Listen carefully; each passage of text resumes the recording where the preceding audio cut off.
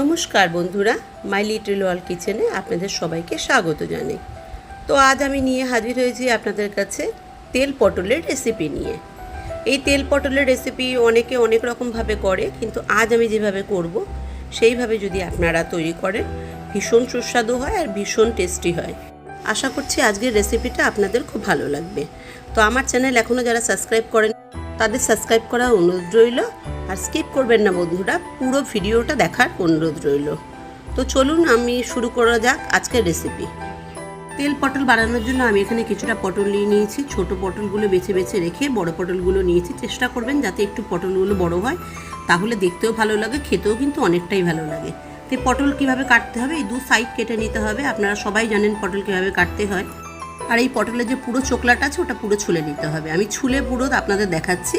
দেখুন বন্ধুরা, পটলগুলো ছোলা হয়ে গেছে খুব ভালো মতন করে। হালকা হালকা ছোকলা আছে, কিন্তু তাতে কোনো ফারাক পড়বে না। এই দেখুন খুব সামান্য আছে, কিন্তু এর থেকে বেশি চোকলা রাখা যাবে না। এবার এই পটলগুলো দেখুন আমি কীভাবে ছুলেছি। এই চোকলাগুলো আছে এগুলোও কিন্তু আপনারা ফেলে দিতে পারেন, আপনি এগুলো বাটাও খাওয়া যায়, আপনারা বেটেও খেতে পারেন। এখানে একটা ছোট্ট ট্রিপস আছে বন্ধুরা, আপনারা পটলটা ছোলার পর কিন্তু ধুয়ে কাটবেন, কেটে ধোবেন না। কারণ কেটে ধুলে পরে পটলে এমনি ভেতরে জল থাকে, জলা জলা ভাব থাকে, কেটে ধুলে পরে জলটা ভেতরে ঢুকে যাবে। যখন আপনারা পটলটা ভাজবেন তখন কিন্তু প্রচণ্ড পরিমাণে ছিটবে তেলটা, সেই কারণে ধুয়ে কাটতে হবে। দেখুন বন্ধুরা, পরিষ্কার করে পটলগুলো ধোয়া আছে। এবার আমি দেখিয়ে দেবো আপনাদের কিভাবে এটাকে কাটতে হয়। ঠিক এইভাবে দুদিকে একটু একটু করে ছিঁড়ে নেবেন, যাতে ভেতরে মশলাটাও ঢোকে আর সেদ্ধও যাতে ভালো করে হয়ে যায়, ভেতরে তেলটাও যাতে ভাজা ভালো করে হয়ে যায়। পুরোটাই ছিঁড়ে ফেলবেন না বন্ধুরা, তাহলে কিন্তু দু ভাগ হয়ে যাবে।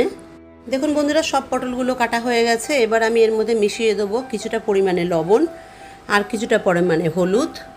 এবার লবণ হলুদটা খুব ভালো মতন করে পটলের মধ্যে মাখিয়ে নিতে হবে, একটা একটা করে খুব ভালো মতো করে মিশিয়ে নিতে হবে।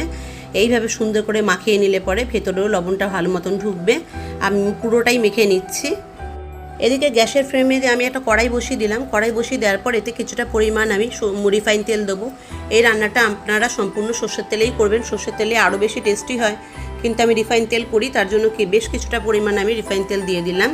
দেখুন তেলটা গরম হয়ে গেছে। এবার আমি এতে অ্যাড করে দেবো লবণ হলুদ মাখানো পটল।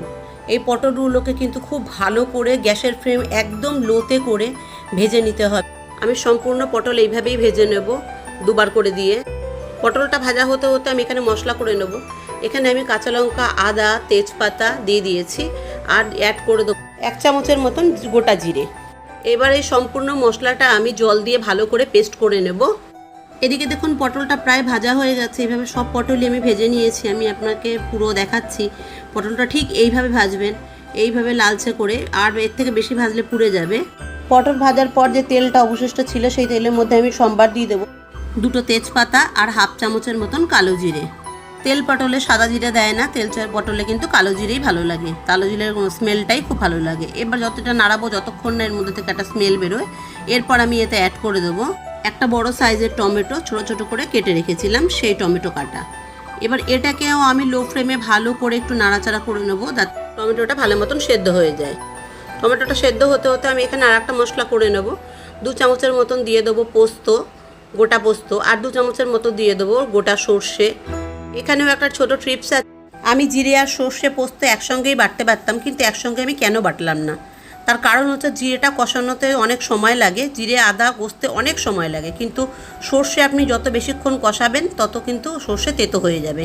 সর্ষে বেশিক্ষণ কষানো যায় না, আর পোস্তও বেশিক্ষণ কষানো যায় না, তাই আমি দুটো আলাদা করে বেটে নিয়েছি। আপনারাও সেটা করবেন। এবার দেখুন আমি জিরে বাটাটা দিয়ে দিয়েছি। জিরে বাটার সঙ্গে একটু জল অ্যাড করে নিয়েছিলাম, সেই জল অ্যাড করে দিয়ে আমি এটা এবার ভালো করে কষাতে থাকবো minimum 5 minute, medium to low ফ্লেমে। দেখবেন গ্যাসের ফ্লেমটা যদি আপনি লোতে করে কষান তাহলে তেলটা কিন্তু সাইড দিয়ে অনেকটাই বেরিয়ে আসে। এরপর আমি এতে অ্যাড করে দেবো পরিমাণ মতন লবণ, তারপর আমি দিয়ে দিলাম পরিমাণ মতন হলুদের গুঁড়ো। এবার এই দুটোকে ভালো করে মিশিয়ে নেব বেশ কিছুক্ষণ ধরে। আমি 5 মিনিট আমি কষাবো বলেই দিয়েছি, 5 মিনিট এখনো হয়ে সারেনি। দেখুন অনেকটাই ফুটে সাইড দিয়ে অনেকটা তেল বেরিয়ে গেছে। আমার জিরে আদা লঙ্কাটা প্রায় কষানো কমপ্লিট। কিছুটা এবার দিয়ে দেবো এতে একদম ছোট চামচের 2 চামচ শুকনো লঙ্কার গুঁড়ো।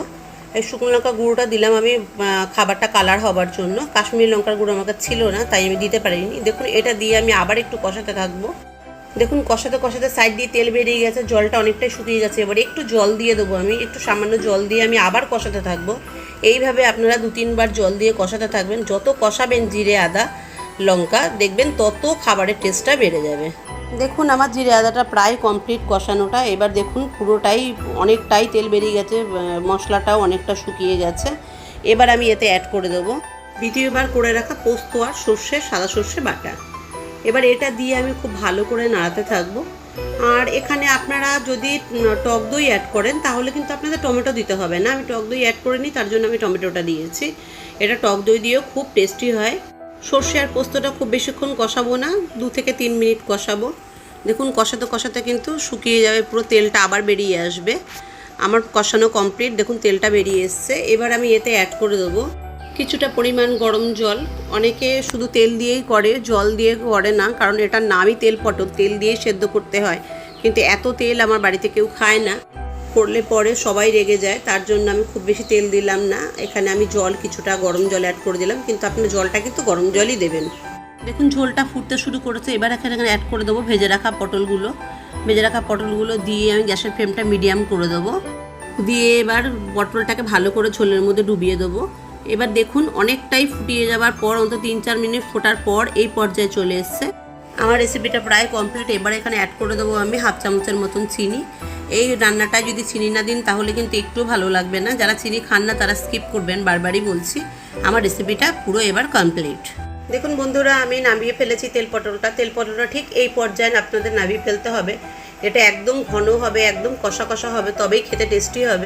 আজ আমার রেসিপিটা যদি আপনাদের ভালো লেগে থাকে তাহলে কিন্তু আপনারা বাড়িতে অবশ্যই ট্রাই করে দেখবেন। দেখে কমেন্ট বক্সে অবশ্যই জানাবেন আপনাদের কেমন লেগেছে। আর এখনও যারা আমার চ্যানেল সাবস্ক্রাইব করেনি তারা আমাদের সাবস্ক্রাইব করার অনুরোধ রইল। আজকে এখানেই রাখছি, বাই বাই।